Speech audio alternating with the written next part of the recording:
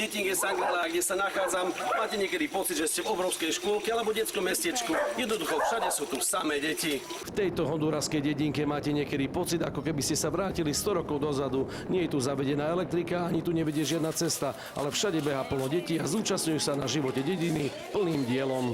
Dospelí majú plno povinností, tak deti sa musia zúčastňovať tiež, už od mala. Deti tu chodia na lov, sú plnohodnotnými živiteľmi rodín, malí chlapci sa vyberajú na kanoe, na ryby alebo chytajú leguány. Mnohokrát by sme nemali čo na večeru, keby deti niečo neulovili.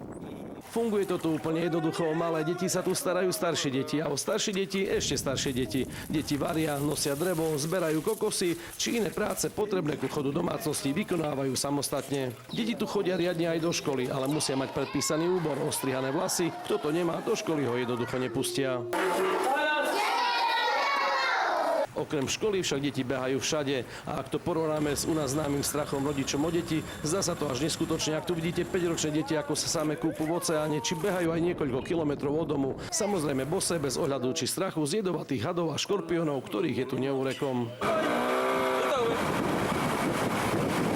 Ak som tu videl deti hrať sa, tak to iba chlapcov futbal a dievčatá skákať cez švihadlo. Staré hry, ktoré pozná u nás už len staršia generácia, podobne ako hranie guľôčok, ktoré vyvolá nostalgiu u skôr narodených.